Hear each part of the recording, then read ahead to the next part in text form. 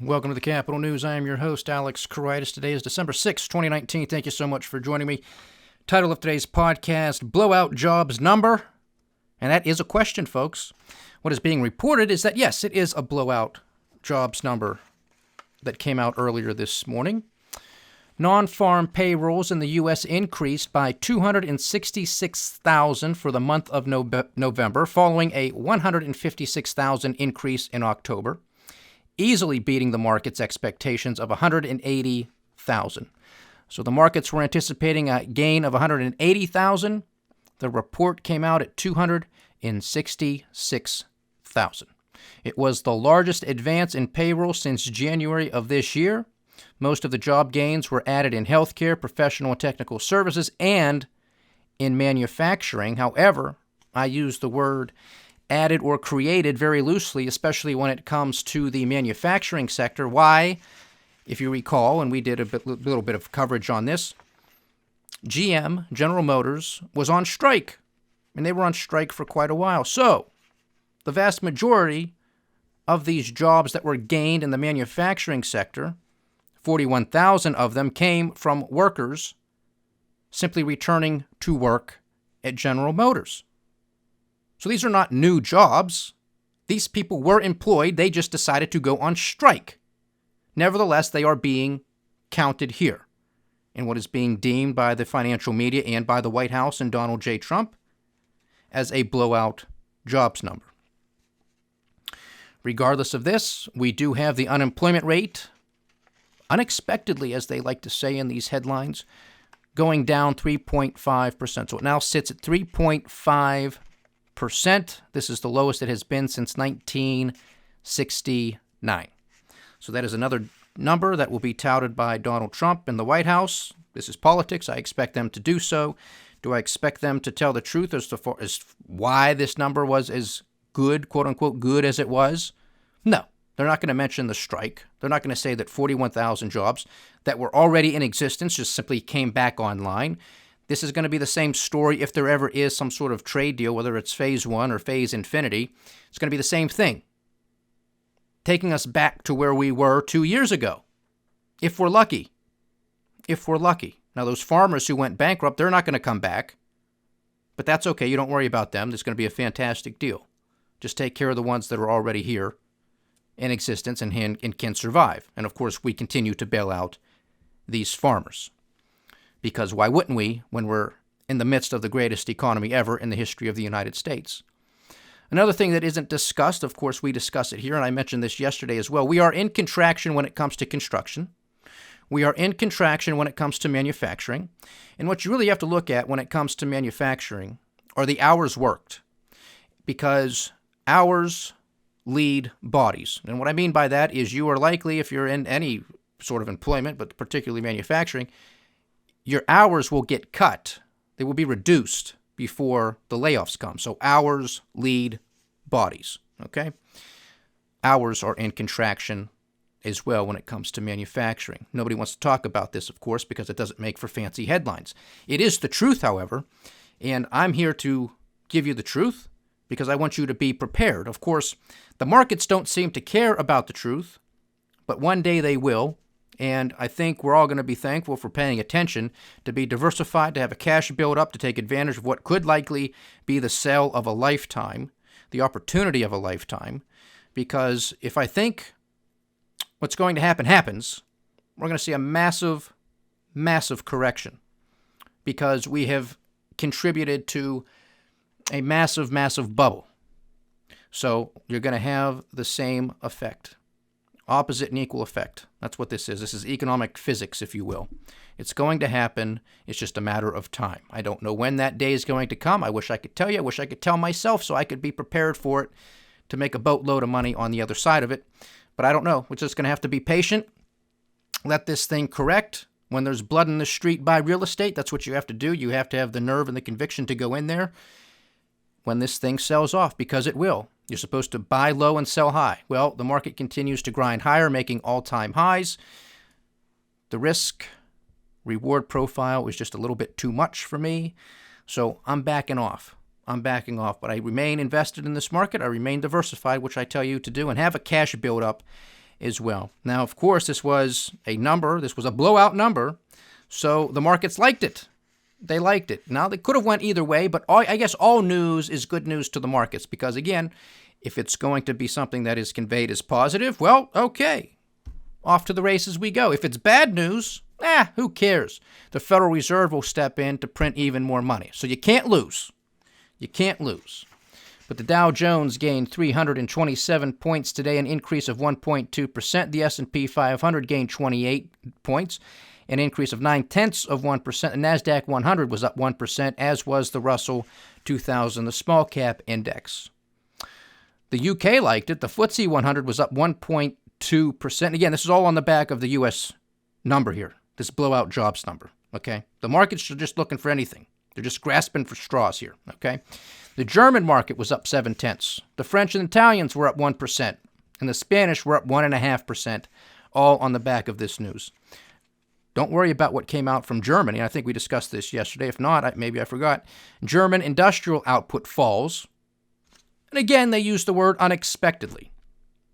They use the word unexpectedly. Apparently, they're not paying attention to what's going on there. I know I said yesterday that German banks are now going to start charging all of their retail clients, all of the retail customers, negative interest. So if you have money in a bank, they're taking it. They're taking it because that's what negative interest is. That's what I'm telling you. Is this what you want here? I don't want it here. I hope you don't want it here. But President Donald J. Trump does. If we're to take him for his word. I mean, I know what that's worth, but that's what he called for. He wants negative interest rates here in the United States. I want some of that money. It's your money. Don't you want your money? I think you do. I think you do. So be on the lookout for that. So, again, folks, manufacturing is in contraction. Construction is in contraction. Retail jobs are not there, and you would think that they would be when it comes to the holiday season. They are not there, as one would expect. Transports is in contraction. These are the realities. Now, you can continue to believe in fairies and unicorns, be my guest, but you're going to be buying at all-time highs. Be careful. Tread lightly. Also, obviously, on the back of this blowout jobs number, Larry Kudlow had to make the news rounds. And what did old Larry have to say? Well, you guessed it. Had something to do with U.S.-China trade talks. And on one station, he says they're doing fine. Everything's going along very, very well. And on the other, he said, well, it's really up to Donald Trump. He'll make the final decision. He's not in any hurry to sign anything. Folks, the president has no incentive whatsoever to sign a deal as long as he can continue to send his lackeys out there or himself and telling everybody that the China deal is close. Because if the market's going to keep going up, that's exactly what he wants, unless, of course, he has a short position, and then he'll say, well, I don't know, I think I'm going to walk away, and then a couple days later after he's profited, perhaps, he's back on with the deal is close. And, of course, this could be played both ways, because I'm sure China has caught on to this game as well. And so they could come out there with headlines because they know it's going to move the markets as well. So maybe everybody's profiting behind the scenes from this sick charade, this sick game of being lied to and jerked around for going on 2 years now. But Donald Trump has no incentive to sign a deal. None. None. Because he wants this stock market to go higher, even though he claims he doesn't pay attention to it, which of course is a bold-faced lie. Remember, he said that earlier this week when he was over in London for the NATO gathering. He also said something interesting during the NATO gathering, but in that same vein, he said, I don't watch the stock market. I really don't pay attention to it. I watch the jobs. That's what I pay attention to. Interesting that he says that this week, isn't it? Why would he mention jobs this week? Did the president have inside information? Did he happen to know that it was going to be a quote-unquote blowout jobs number this week? Is that why he made such a claim? I don't pay attention to the stock market, which of course is a lie. He even tweeted about the stock market today, so just completely contradicting himself. But nevertheless, he mentioned jobs, and it was a big beat on the jobs number as to what was expected. Did he know this? Interesting question. On the political front, we have the White House refusing to take part in the House impeachment inquiry. There was another deadline today that the president and the White House had to meet, and they came back and they said, nope, we're not going to partake in this House impeachment inquiry, which is also interesting, is it not? Because since the very beginning of all of this, President Trump and the White House have been doing nothing but complaining, and the Republicans, about not having a part in this process. Well, they've been invited formally to take part in this impeachment inquiry, and they have refused twice this week. Twice this week they have refused. So I guess it's never good enough. So they're going to continue to double down. So you know that this is Donald Trump's strategy, because this is him. This has his name all over it. He doubles down. He triples down. That's what he wants to do. Okay, that's his strategy. He's entitled to it. But why complain? Because that's the strategy. People don't pay attention to these facts. People don't draw these conclusions. People just read the headlines. They just listen to their favorite pundit on the news. Stop and think about what's going on here. They had the opportunity to go down there, to be a part of the process. They refused. So they're simply going to wait, because most likely this thing is going to go to a trial in the Senate. Most likely we'll know before Christmas, only a few weeks away. And we'll go from there. So imagine that President Trump, the Republicans, and the White House will continue to say that this is an unfair, biased process, that we're not allowed to participate, even though they've been invited to participate, because the truth doesn't matter. We just got to put out a narrative out there, and we just have to repeat it. The more I can repeat something, well, then it must be true. That's old propaganda. That's Nazi propaganda, by the way. It's not good for when anybody does it, and I'm not just blaming Donald Trump. A lot of them do it, but Donald Trump's the president right now. What else do we have here? Oh, we have the Federal Reserve meeting next week. Now, how can the Federal Reserve cut interest rates next week? I don't know. I don't think they can, unless there's a huge sell-off on Monday, Tuesday of next week in the stock market, because they got employment at an all-time low here at 3.5%, going all the way back to 1969. You have a stock market at all-time highs. Wait a minute, this sounds like the same story we've been talking about for months. Of course they could cut interest rates next week. They don't care. They don't care. Cut them next week. They don't care. And of course, we still have to wait to see what Thunder Thumbs does with tariffs, because tariffs on China are set to go into effect on December 15th. Will he roll them back? Will he postpone them? Or will he put them on? Because we thought, well, maybe, just maybe, a couple down days in the stock market. Maybe Trump was trying to say, well, trying to box in the Federal Reserve. Cut interest rates, support us in this negotiation with China. Our stock market can keep going up. Remember, folks, this is a trade war. The first casualty of any war is the truth.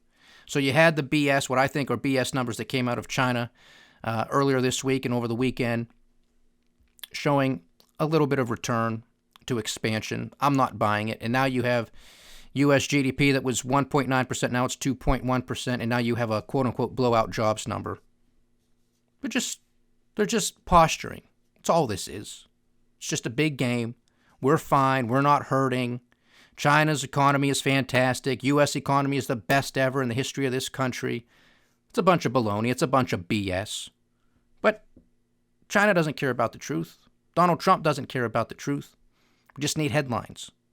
That's all we need here in this country is just headlines. If we have headlines, everything will be okay. That's the world in which we live. I'm not happy about it, but that's where we find ourselves. I'm not smart enough to know what Donald Trump is going to say next. If he's going to say, yeah, the tariffs are going on, if he wants this market to crash or come down somewhat significantly, so he can blame the Federal Reserve, because the Federal Reserve meets next week. Every time they meet, Donald Trump has something to say. And he knows that they're not going to come out and say anything, because they're not allowed to. They're not allowed to when they have their FOMC meeting. They say nothing. And despite the fact that Jay Powell, the chairman of the Federal Reserve, is typically asked during his follow-up press conference to these meetings about the politics of everything, he just, blows it off. The Federal Reserve is independent, which is a joke. That's not true. They want to give the appearance that they're independent, but they're not. Because they've been doing exactly what Donald Trump has wanted, has been whining about, has been complaining about for months, actually going on an entire year already.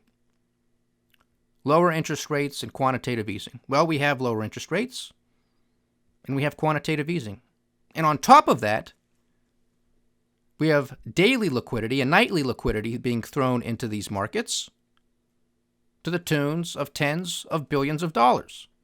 This is why the stock market cannot have any type of correction, because they keep juicing this thing anytime it slips.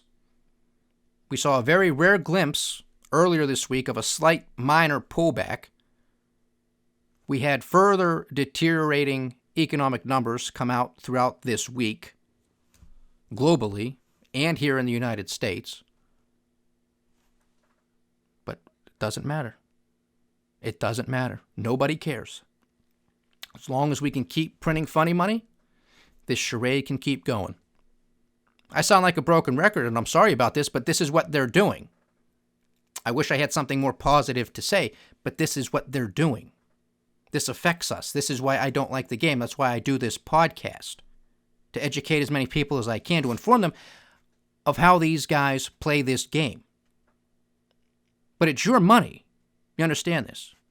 These policies affect your pocketbook. They affect your job's prospects. I hope I make that clear. I hope you can connect the dots with that. That's why I don't like what the Federal Reserve's doing. That's why I don't like what Donald Trump is doing with the BS headlines when it comes to trade. That's why I don't like when Donald Trump comes out and is talking about negative interest rates and that he wants them here in this country. I don't like it because I understand the very, very negative consequences that will bring. Might it juice the stock market? It may. It may. But at what cost? Do you think this game can just continue to be played forever and ever? I don't think so. History tells us that it cannot. History tells us that the further you inflate a bubble, the bigger the correction, the bigger the burst. Not only that, this is an immoral and unethical action, and I also think it's criminal because it is stealing from future generations. It's stealing, it already has, from younger generations. We just spoke yesterday about the median age here in the United States of the home buyer. In 1981, it was 31 years of age. Today, it's 47. That's a lost generation because housing is too expensive. Well, how do you think that happened? If you pay attention to this podcast, you know exactly how it's happened. And when is it going to end? Well, it's not, so long as you continue to print this funny money and so long as you continue to argue for quantitative easing and for negative interest rates. Home ownership is going to become more and more difficult. Maybe in a few years, it's not going to be 47 years of age anymore. It might be 50. It might be 50. That's why I think we have to have the correction now, because it has to affect negatively the people who have implemented these policies. Not younger generations, and not generations who don't even exist yet. That's not right. That's not moral. That's not ethical. It's criminal. It's criminal. People who have absolutely nothing to do with the policies that have been enacted and continue to be implemented should not have to bear the costs and the negative consequences. Those who have voted for these idiots, those who have not stood up to these idiots, they're the ones who need to pay this price. Not younger generations and not future generations who don't even exist. But that's not the world we live in, because the same generations that have implemented these policies are the ones who are in power. And you think they're going to sacrifice their checking account for their grandkids? Not a chance in hell. These global protests that we see, these are the only leaders that exist in the world. It's the people taking to the streets, standing up for themselves, their families, and their country. Sick and tired of the abuse and the corruption. Sick and tired of the increase in the cost of living, not being able to afford basic rent, home ownership, food costs, transportation costs, sending their children to school. Whole lot of it. People are sick and tired. They're breaking. When will the system break? When will those protests make their way to more developed countries? They're on their way, believe me when I tell you. Blowout jobs number, I think not, but you can believe whatever you want to believe. This is still a free country as far as I'm aware. It is Friday. Enjoy your weekend, folks. We'll see what transpires over the weekend. If there's something worth discussing, I'll do a week ahead segment. If not, you'll catch me here on Monday. Do enjoy your weekend, and we'll catch you next time. Stay diversified, stay vigilant, and stay with the Capital News. This is Alex Karitis. Godspeed.